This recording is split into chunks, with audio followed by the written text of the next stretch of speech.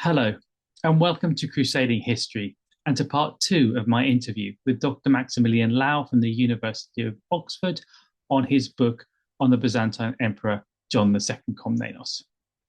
When we left part one, John had just brought peace to his European provinces through treaties and agreements with Venice and with the Serbs, amongst others.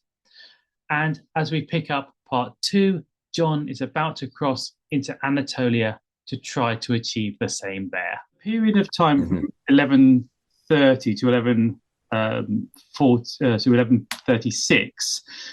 What was going on in Anatolia? Because obviously he launches his big campaign in 1136. What was going on before that?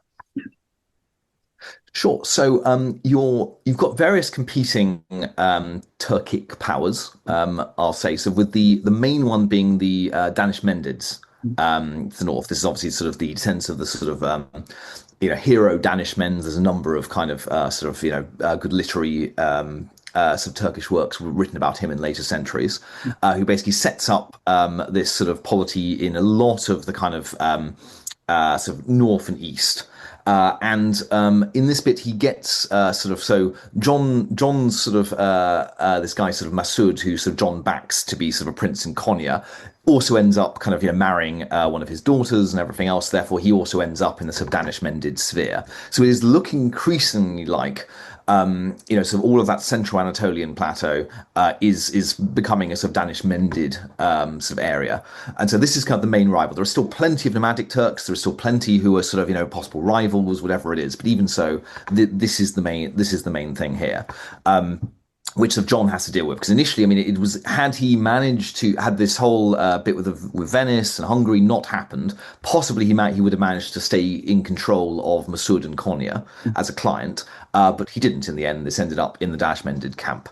So Ghazi Danishmend, who right at the end of his life actually is sort of acclaimed by the Caliph in Baghdad as kind of the sort of Melik, the Lord, the king of sort of Anatolia. So therefore, very much is recognised as the sort of the Turkic head of all of Anatolia a bit later. So this is the main threat of a sort of a unified Turkic policy here. Though it is also sort of still bound up in some internal matters, because just as he's about to go east, this is when John's brother, who has been more or less running the show in Constantinople while John's been campaigning most of the last decade, he seems to have tried to launch a bit of a coup. We don't have that many details on this. It is mentioned very briefly in lots of different works. It seems he didn't get much support at all and therefore immediately had to leave. But then he immediately runs off to the Danishmends. And therefore, again, John, just like Stephen and Almosh, basically this is a big existential threat. You need to deal with this. And so immediately, therefore, John needs to make war on the Danishmends. I half wonder, like, had that not happened, maybe he would have picked off a few sort of, more independent cities. He would have gone for, rather than going straight for the biggest threat. Actually, maybe let's pick off some weaker rivals first, and then go for the big one. But as it is, therefore, he's forced to go straight for the big one. This is a bit of a personal thing, because in particular, one of the major areas to go for is Kastamonu, which was there, as I said right at the beginning of this, was the Komnenian major family estates, sort of for most of the 11th century. This is, where Isaac declared himself emperor. Likewise, there is a bit in Nicephorus Vorenus's history where Alexius sort of goes through his old estates, and he's sort of feeling a bit sorry for himself, and then gets ambushed by Turks actually in this. Has to fight fight single-handedly kind of against them. For a bit. And so this is, somewhere with resonance. Oddly enough, it isn't specifically mentioned in some of the histories. This was the old Komnenian hometown, and therefore, probably because they didn't want to get too attached, just in case it got taken back again, is my theory on that. But anyway, so there's a lot around Kastamon, and then just south of Kastamon is Gangra, modern Chankiri, kind of, which is sort of the last sort of big fortress before you get to the central plain. And so there's a lot of campaigns, in particular in this sort of Paphlagonian region. And yeah, likewise, again, as I mentioned, this sort of modus operandi of kind of big old campaign, with a big old army that you're not going to mess with in a battle. go to the city, siege the city, then take out lots of other sort of fortresses in the area. Likewise, have sort of basically sweeping patrols of sort of cavalry, etc., sort of going through to vaguely sort of round up the entire area. He needs Paphlagonia in particular because as you've got this sort of Trebizond and rebellion in the north, you need Paphlagonia to get to Trebizond. And then likewise, this is sort of Paphlagonia is in the north. sorry. Paphlagonia is in the north. Yes. Okay. Yeah, so basically north central Turkey. It's sort of, if you think of sort of Ankara right in the middle of modern day Turkey, of Anatolian Turkey, the bit north of that. So kind of, yeah, so that little bit there. So to the west, I mean, is nice solid imperial territory. To the east of there in the north is this sort of rebellious Trebizond sort of principality. So right in the middle there is Paphlagonia. And so that's basically the major focus. It's on the coast, therefore he can keep lots of his army supplied by ship. All of this, therefore, you know, it's not too far inland. If anything, so once he gets a bit too far inland to Chankiri, Gangra, that's when, you know, sort of trouble starts to set in because then he can't resupply by ship the whole time.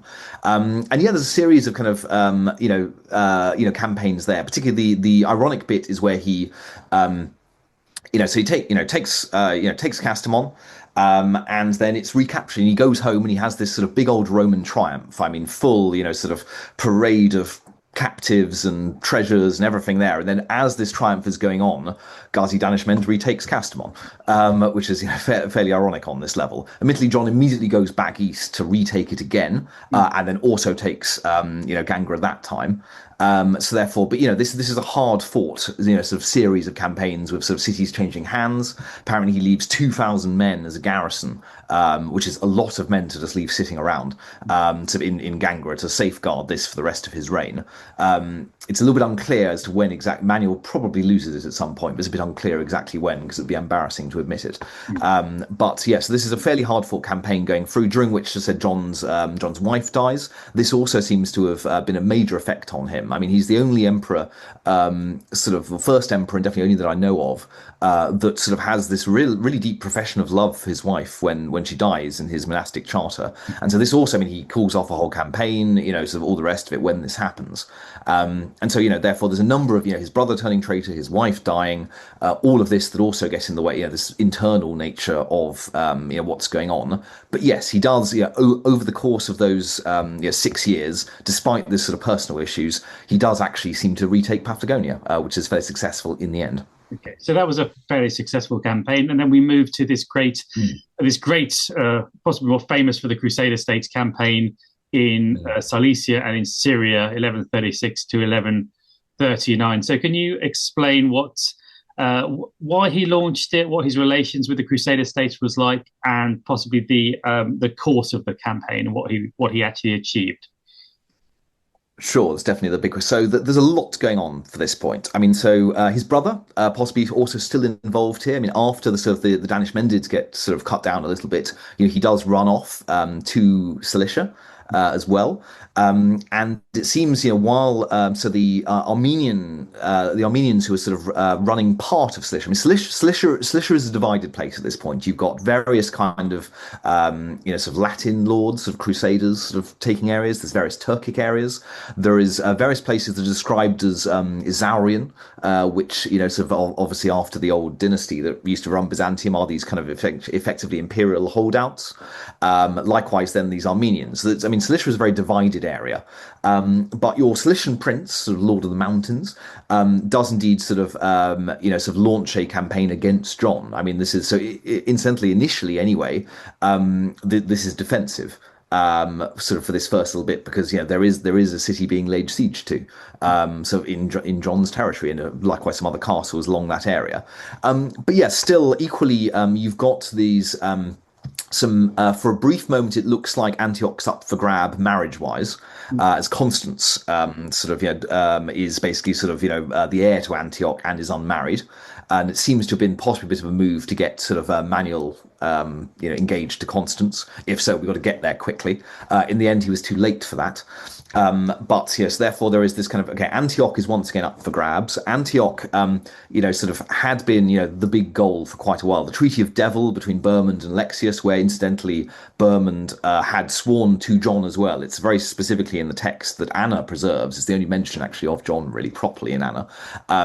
That actually sort of, I swear to Alexius and his eldest son, that I will give Antioch back to you. So this had been very much part of it for a while, that sort of Antioch will be, should be given back to the empire.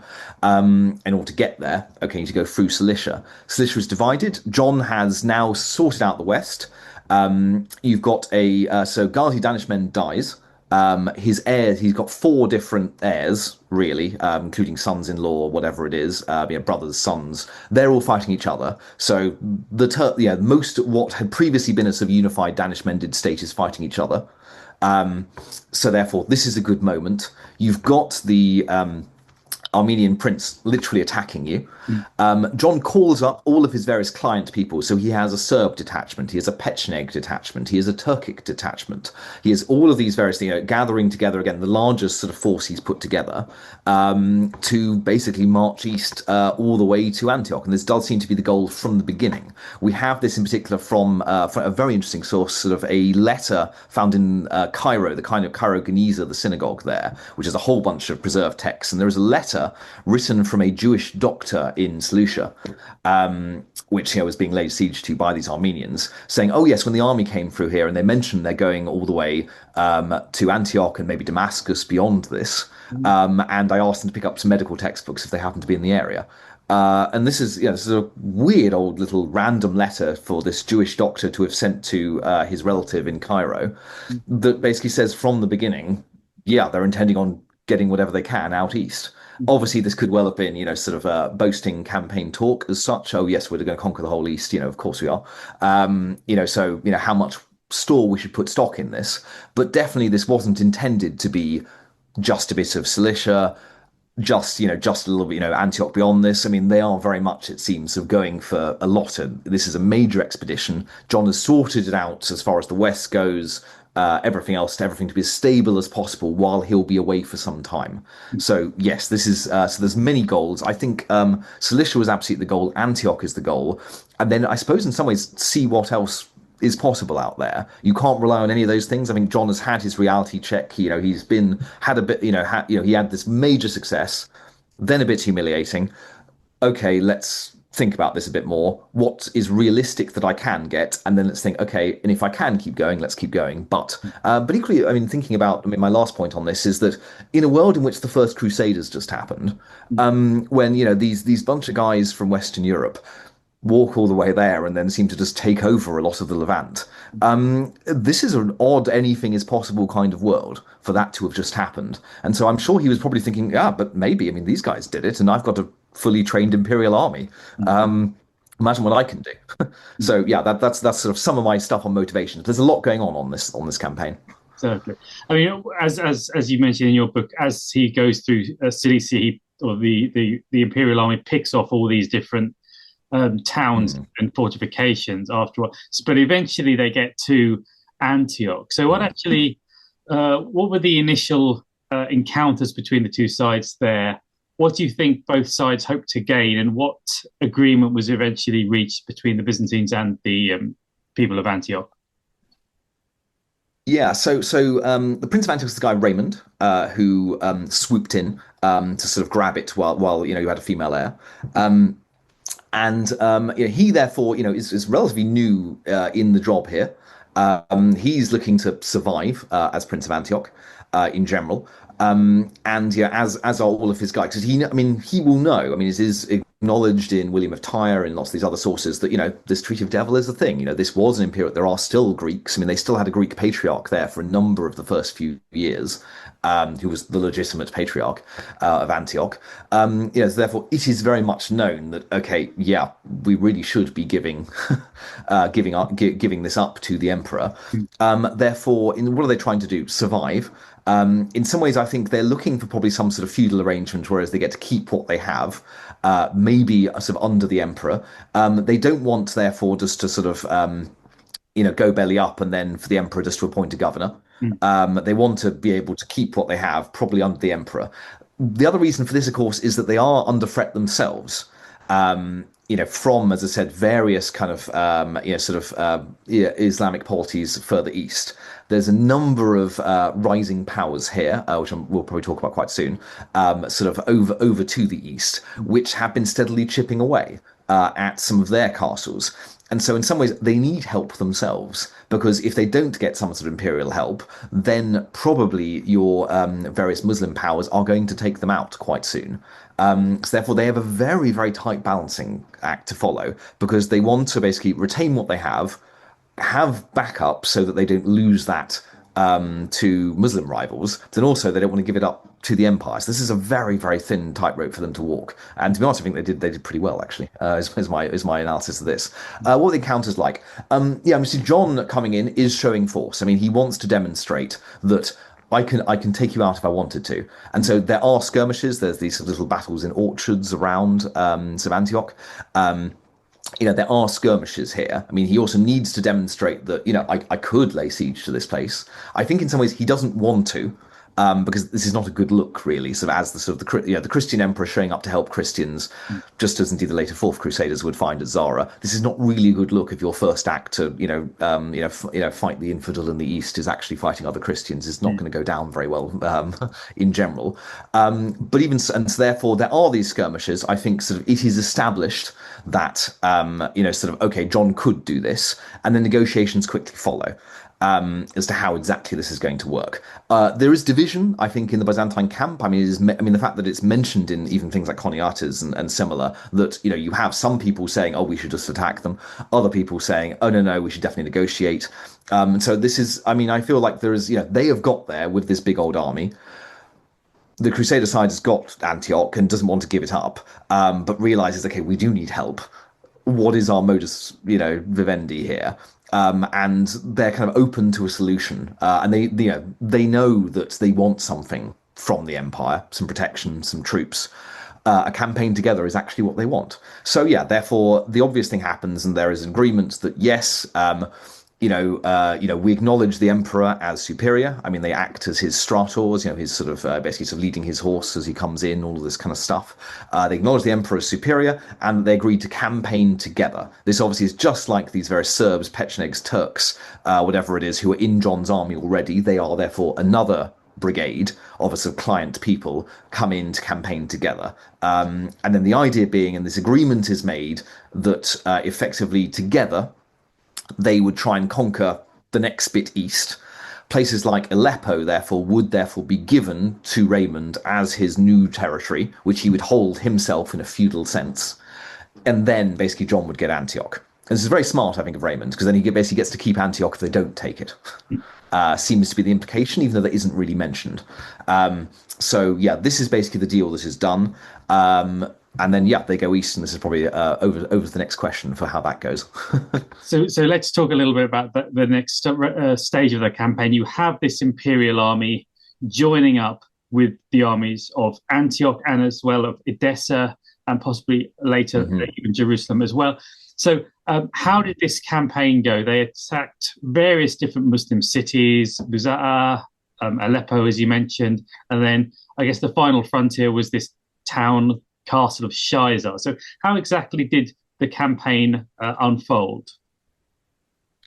Sure. I mean, originally, quite successfully, and so taking various different places, they swing all the way east initially, sort of even towards Edessa, because Edessa, of course, is very much under threat, and of course, would fall in a few years to Zengi, of course. Obviously, in some ways, therefore, the Edessan aspect of this is just as important. So they swing all the way east first. And sort of take a few towns, sort of right over there, and then obviously the big goal is Aleppo, sort of right in the middle there. However, Aleppo, is quite. I mean, it is more or less described quite extensively. The fact that you have the town itself, which is relatively fertile, but it's basically desert around it. And so they do, they do turn up there. I think they do, sort of attempt a bit of a siege, and then they realize, we just don't have the supplies here. So they give that up relatively quickly. I mean, I think they were there for about a week. And then the plan at this point is, in some ways, sort of the sort of plan they should have done during the Second Crusade when they're, laying siege to Damascus, the sort of, Germans and French then, is, okay, how about we take every other town around Aleppo? Then that will sort out our supply lines. Then we can take Aleppo. And again, initially, this is relatively successful. I mean, there is very much, okay, next city taken next. And this also allows John to, give new towns to reward people, to keep these guys on side. Because then he'd be like, great, we're actually getting something immediately out of this. Because he hands over a lot of these things, a lot of these places immediately too. So, sort of Buzar and all of this stuff going all the way down. Now, the next in line for this is this place, Shayzar, which, in some ways, could well have been yet another footnote. Here's another town taken. But I think sort of lots of your Islamic powers in the area, Zengi amongst them, sort of as this sort of rising force from initially kind of northern Iraq sort of area, and then sort of swinging over to the west in the sort of this sort of polity that way. He basically is hedging his bets here, and so he obviously sort of does give resources. He seems to give some troops, whatever it is, just to kind of back up Shayzar a little bit more. They obviously have seen the writing on the wall here and be like, okay, we should probably fortify ourselves properly. Having seen sort of castle taken in a good line towards them, so they've seen this coming quite a bit, and effectively they decide this is the place to make a stand. It has some natural advantages when it comes to if you sort of look at it and sort of some of the pictures I put in the book. I mean, it's got the river, it's got sort of a big old rock area with fortifications. This is a good strong point to decide to make your stand as such. And initially, again, it's going relatively well. John does take the lower town, so they go through the outer walls of the city. Very hard thought. Obviously, sort of crossing the river under fire, getting through those initial walls. There seems to get very. I mean, you've got sort of basically some house by house street fighting going on. Apparently, sort of with the Emperor now as in his 40s, by the way. Apparently, with his golden helmet on the front line, fighting house by house, which is interesting on this line. This might be, as I said, William of Tyre though it is mentioned in two different sources. So, but William of Tyre sort of basically highlighting, this is what a ruler should do, and he contrasts this with Jocelyn of Edessa and Raymond apparently playing dice in their tents. This obviously is it's a very striking image, of course, as this sort of 40-year-old emperor sort of fighting house by house while others are gambling in their tents. How much we can believe this is a good question. But it does, if there is some truth to this, it shows that there's a very lukewarm support. They're physically there, but the second it's not immediately going their way every single time, they're quite happy just to go home to Antioch and not have to deal with, sure, there are Christians in Aleppo. There is still a cathedral there until a bit later, actually. So there is still a significant Christian presence in the area, but even so, less so than Antioch, which is much more secure. It's got the port of Alexandretta, so you're much more connected to the west. All of these things. I mean, they probably did not want to trade Antioch for Aleppo, however nice Aleppo may be, if they could avoid it.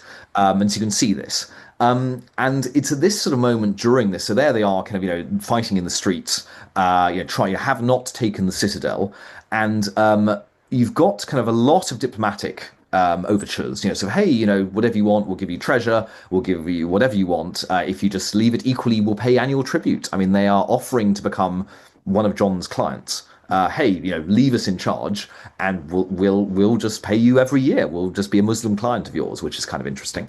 And at the same time, John is probably starting to get reports at this point of the Turkic civil war in Anatolia has got a sort of an almost winner at this point.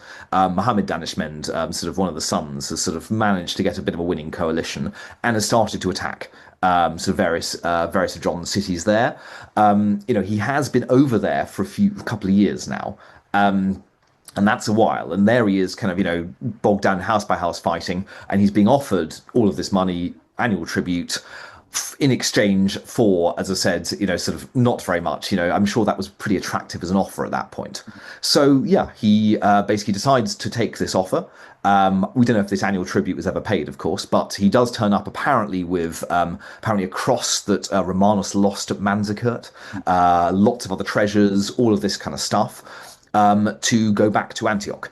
Where again he has a triumph going in. I mean, he has conquered a number of cities. I mean, in some ways, this has been a successful campaign. It could have been more successful, but it has been a successful campaign so far. And it's at this moment then that he says, "Hi, so maybe I need to go back west. Maybe we're going to have another campaign to the east. But while this is happening, could I have use of the citadel in Antioch to basically keep my pay chest that I'm using to pay my troops?" Mm. And it's at this moment that basically they think, this is him trying to, fudge the deal a bit, because we're not going to hand over anything in Antioch until we take Aleppo. They say, "Oh, you're going back on this." And apparently there's a riot of the people of Antioch, apparently orchestrated by Jocelyn of Edessa, apparently. But this is probably Raymond just not wanting to be the one. During this, therefore, John basically retreats to his camp outside the walls. Apparently, there, Raymond and Jocelyn sort of say, "Oh, we're terribly sorry. We're terribly sorry." Like, "Oh, yeah, the people don't understand." All of this kind of thing. John is getting more and more reports of Mohammed Danishmend attacking, his lands out, sort of in Anatolia. And so I think at this point he thinks, okay, right, it's been a successful campaign. I mean, after all, he has conquered Cilicia. He has taken lots of the area north of the sort of basically the sort of Isarin Gates sort of area there. So therefore, Alexandretta, these sort of places are his at this point. So the northern bit of Syria is his, even if he hasn't taken Antioch. He's got acknowledgement that he's in charge. He more or less says, "Okay, I need to go back. I need to go back west, but I'm going to be back." Is more or less the end of this campaign on there. So a bit unfinished business. It's been a successful campaign, but did not achieve all of its aims. That's obviously a lot. This is the longest chapter in my book as well, which is why I've gone on for a bit. Yeah. But that's my rundown. Yes. Okay. Thank you. Yeah. I mean, in terms of what he achieved, he conquered a lot, and he got a lot of different client states as well, and probably extended Byzantium, or the influence at least, further than it had been for a couple of centuries at least in that area. So it was very successful in that to that extent. So in terms of his sort of final years after 1139, obviously he dies about 4 years later. So there was issues going on in Italy, and there was issues happening in Anatolia, which you've mentioned a little bit. So what was happening in Italy, and then how did his campaigning in Anatolia in those last few years go? Sure. So, I mean, anything over to the east, I mean, obviously a lot of these guys, the Normans, for example, are in southern Italy as well. I mean, all of their cousins, some of them going back and forth the whole time. I mean, and what during that campaign that we were just talking about, there is a letter from the Pope at the time, a little bit debatable which Pope, depending on how you date the letter, but during the campaign anyway, more or less saying, that John is schismatic and you shouldn't basically give your allegiance to him as a sort of Latin Rite Christian. And obviously, this is not ideal for what John wants over there, because yes, he does want to be the ruler of Latin Rite Christians as well. And so therefore there is that sort of papal aspect as well, in particular going on. John is in heavy negotiations at this point with your German emperor, Lothar, who himself is doing various things in Italy, and in particular has this sort of Norman aspect in the south, because obviously John is sort of fairly sort of, okay, we want to, the Normans under control. He does have certain Normans at court. I mean, there is this guy sort of Rogerius de Lassinos, who actually would be the Nicephorus Vienius's replacement as Caesar, actually, who is a very sort of Grecified Norman, if that can be said to have been the case. So don't get me wrong, we don't have a sort of Byzantium versus Norman block here, but you've got to therefore effectively sort of John, the German emperor, and the papacy more or less in alignment that Normans in southern Italy are a problem that should be dealt with. Particularly, there's an anti-pope going on who is being backed by the Normans of southern Italy as well, who obviously the Pope in Rome is not keen on, sort of there being a rival pope. And so you have kind of a lot of stuff going on there. There is sort of mention, and equally, one of the things that's been bubbling all the way through John's reign is obviously the fact, and this has been going from Alexius as well, is the kind of the church dimension, in that it has been noted that in the east and the west, There is divergence of opinion on various theological aspects. And the obvious solution here is to have an ecumenical council, much as they have had for, sort of every single time a major issue like this comes up. This is mentioned under Alexis's reign. It's actually suggested even by Bermond as we can do an ecumenical council and have a peace treaty alongside it. So there is a sort of growing momentum for this, and there's been a lot of theological debates, both again during the Abbot of Monte Cassino comes over in the last part of Alexis's reign. Likewise, then John sends various ambassadors. They have this in Italy, likewise in Germany, to sort of basically try and get everyone on the same page. These are the committee meetings before the big meeting in some ways, just to really sort of properly sort of get everyone on the same page. And so the theology and the diplomacy aspects are really hand in hand here. John knows he wants to go back east. If he's going to do that, he really could do with the Pope supporting that, and generally for the Pope to be supportive of him as basically a ruler of Latin Rite Christians. And so, there are two letters that are preserved in the Vatican that John writes to the papacy, more or less sort of, we don't have the responses, annoyingly, but, they're very sort of, they allow kind of, John to basically sort of make these diplomatic overtures, more or less says, hey, we really deserve to be on the same page here. We're aligned in various respects. And then likewise, there's negotiation over Manuel's marriage, because obviously having not married Constance, okay, he's still up there. In particular, then with the emperor's niece, sort of Bertha, later called Irene, as well. And so the sort of marriage negotiations for this are already ongoing. There is mention apparently of John actually sending troops, which is interesting. Again, it's only in one source, so it's difficult to be sure of. But either way, there is equally a lot of stuff going on there. Likewise, John gives various trading rights, not only to affirming some Venetian trading rights out east, but then also to the Pisans and Genoese. This is interesting in itself because it also is, again, a big Eastern dimension, because they have secured similar rights from, the sort of slight declining Fatimid Egypt, from the Crusader states. It's more or less John sort of getting aligned that, hey, when I conquer these areas, yes, I'll give you trading rights for this place as well, therefore please back me. So there's a number of kind of trading economic dimension to this with your major Italian trading cities. You've got the papacy, you've got the German emperor, and equally even the Normans, are actually sending ambassadors as well. They also just like, oh well, hey, Roger is a daughter, like Manuel can marry her. This is mentioned as an option as well. Interestingly enough, John does not seem to go for this. I think he'd rather be on the winning side with the German emperor, the papacy, and all of the trading, all of whom are anti-Norman at this point. So therefore, that is very much the winning coalition. But particularly, and also there seems to have been a bit of worry about Norman dealings in North Africa. There is a mention about sort of, if this works for them, then this is a serious threat. If they sort of take over, because they take over Tunis briefly, so there's some worry there. So there's a lot of kind of Italian stuff, but all of the Italian stuff is also to do with the East. If that kind of like really sort of answers the question there. Yeah, certainly. Yeah. So that was a period of a few months, was it, in which all that was playing out, or how swiftly was that resolved? So it's difficult to tell. The impression from the sources is that, John returns to Constantinople and then just has a big diplomatic spree for quite a while. However, the extent to which he is, there is the Imperial Navy going through, it is likely he's getting loads of these updates while he's still on campaign. He also has a bit of a sort of fighting return to Constantinople. He, throws back the Danish-mended attacks on various places while he is going home. So therefore, while this is happening, it is likely he's getting updates, sending some stuff out, particularly, this guy who's a bishop later, sort of Italicos, is sent as ambassador to Rome in this period while John is not yet in Constantinople, which means that he must have got his orders while John was on campaign. So there's some of this, therefore, I think sort of is going on even before he gets back. But then once he gets back, he can have the receptions, he can do the thing there. So I think there is a sort of a fair amount of preamble going before that. But yes, there is kind of a really intense period of diplomacy, I think, the second. I'm sure, so the second you go back to Constantinople, having been away for a few years, the emperor's got a lot to do. So therefore, this was a busy time. Certainly, yeah. But he didn't stay in Constantinople for very long. Fairly soon afterwards, he was back into Anatolia. This was 1140, was it? Campaigning against the Danish Mendids again?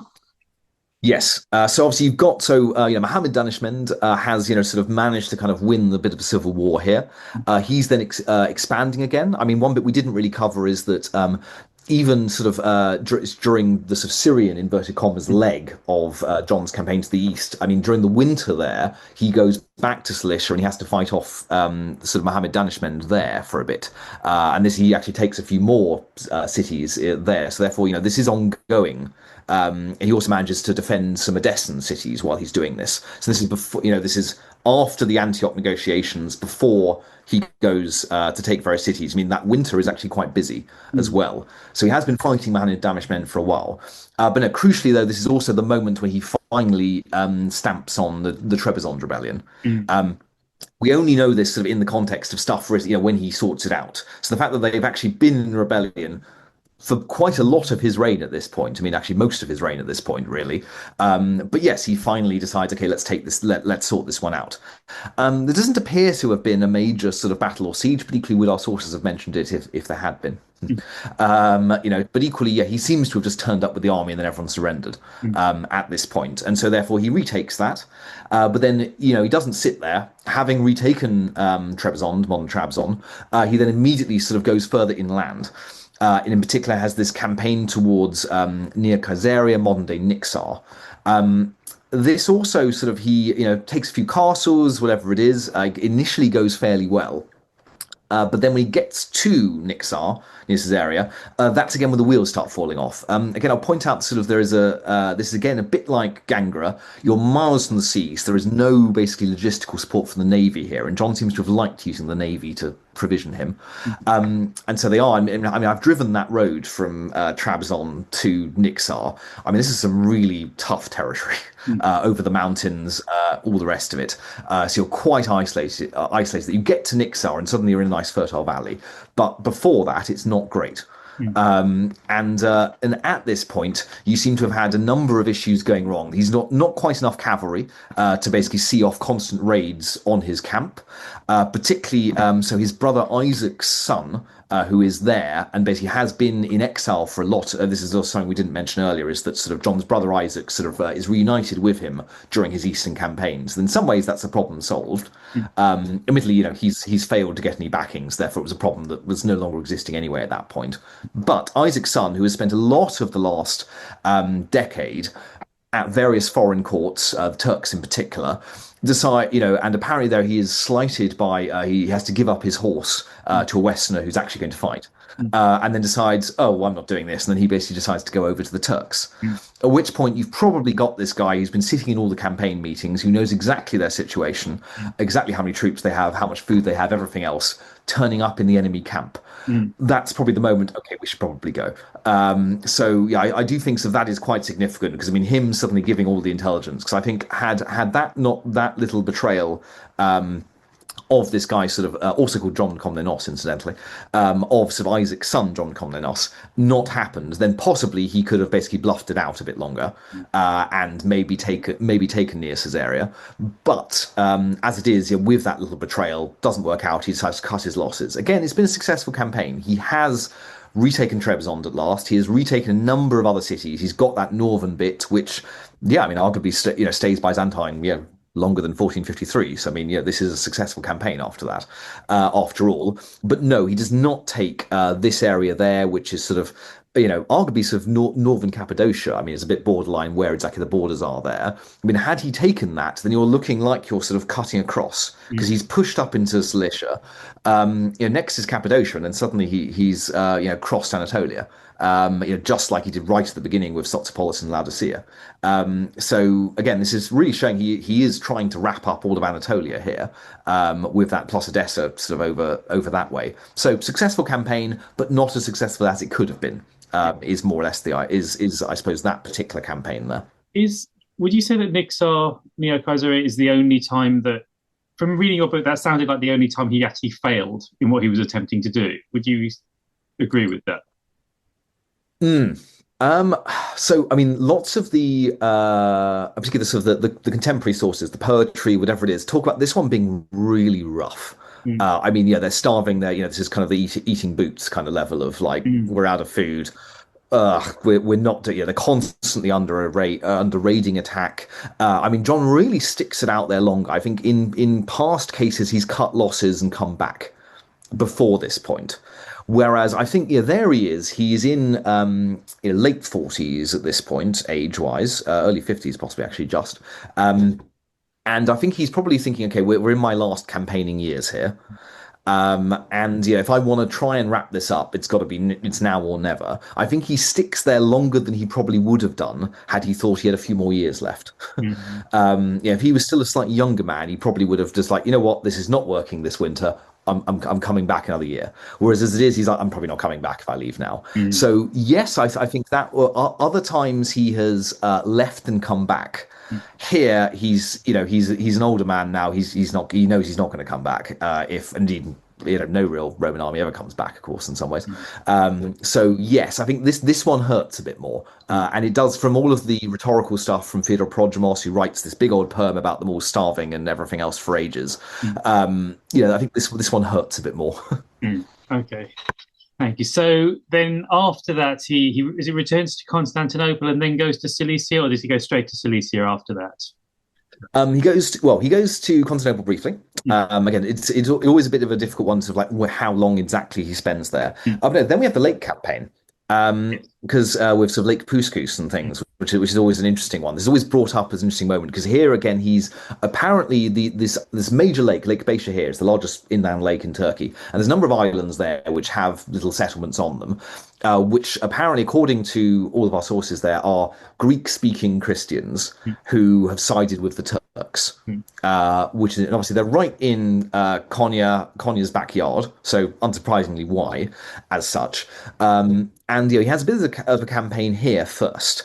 And this is quite difficult because, I mean, how do you lay siege to things in the middle of a lake? And so they do try this going to be a floating siege weapons on boats bit, which is kind of fun.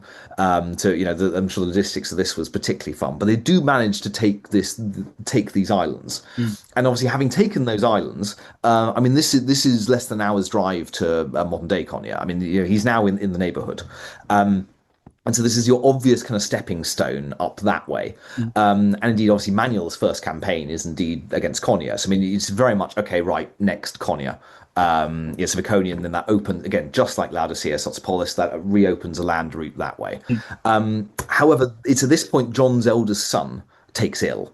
And dies, and then shortly afterwards, one of his other sons, Andronicus. So it's Alexius who is crowned as co-emperor. I mean, this is the one in the mosaic in Hagia Sophia. Like he is the next man. He is the next John. I mean, just like he with Alexius, now we have another Alexius with John, is designed to be the continuity person who'll just keep this going. Nice stability candidates, and yeah, he gets ill and dies. And then while his brother is escorting the body home to Constantinople by ship, also dies. So suddenly John loses two sons in quick succession. And obviously that's a moment. But again, there's various later sources where he really sort of bemoans lots of plans, but apparently there's some grand plans about him wanting to put one son in Jerusalem and one son in Old Rome and all this kind of stuff. Again, this is probably fanciful, but interesting on that level. And so had that son not died, then actually would he have gone for Konya? Is an interesting one on this level. Again, we're all in suppositions and things here, but as it is, therefore, okay, eldest son and another son dead. Okay, what should I do here? And John seems to have had a bit of a desire in particular to go on pilgrimage. I think this is here he is, end of his life, towards the end of his life, and he knows, so this is probably his last campaign at that age. Time, let's go see the holy places. And this is mentioned a few times. And his cousin Adrian, during the first campaign, or just after the first campaign, really, visits the whole area. He, just distributes, imperial largesse, gold to various different places. He obviously is the one who also gets John's brother back, who has been sitting on the Jordan. And so, it seems, therefore, John's brother and his cousin have both been to the area. I think he genuinely just wanted to go see the holy places as his final sort of pilgrimage before he retires in Constantinople. And so therefore, rather than taking over Konya, he decides, okay, unfinished business. Let's go to Antioch. This is also well timed as Antioch is under increasing threat from Zengi, and therefore they're asking him to come back. So therefore he's like, look, I'm literally being invited in. I've done my papal diplomacy. I'm coming back kind of to this. So yes, then he returns over that way.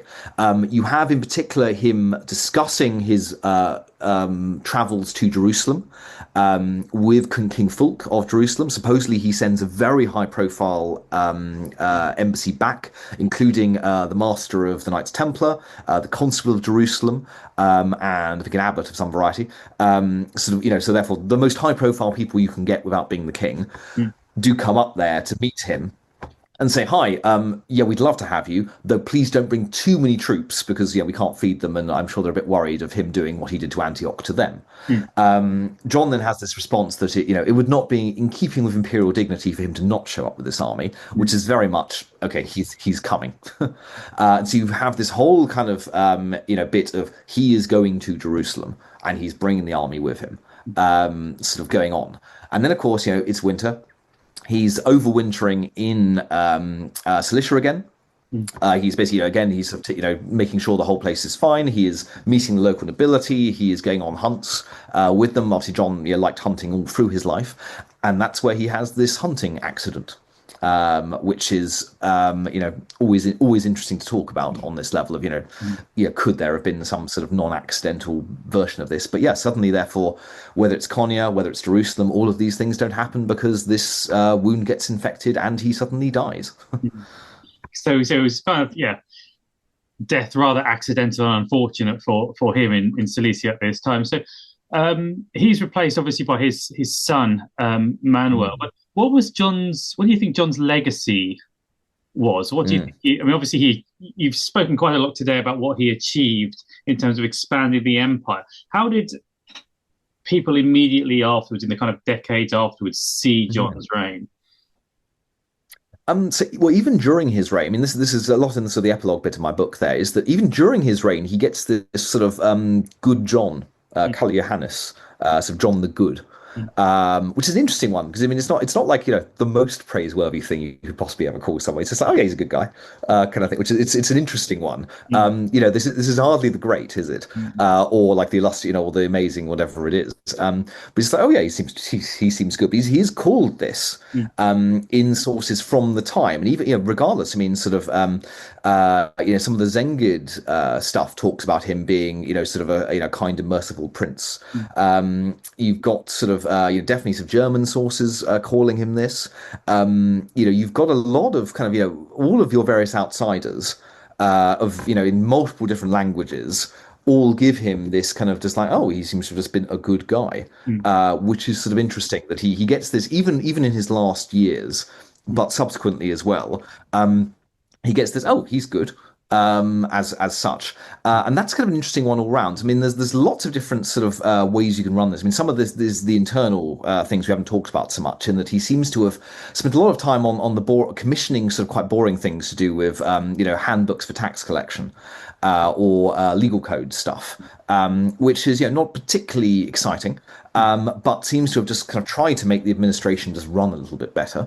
I mean, this is again my theory of like, had he this is again pure supposition here, but I mean, had he had his last few years in Constantinople, we would entirely remember him as this kind of internal domestic emperor who sorted out all of the administration. Because I think had he had that bit at the end, then suddenly you would have had this sort of, oh, okay, the John approved handbook for tax collection, the John approved handbook for legal codes, and indeed my big theory is that maybe even an ecumenical council to really sort out the religious aspects, or at least a Constantinople sort of synod of some variety to sort out a number of these things. And so this was basically the plan in his last years, was to kind of like really nail this stuff down.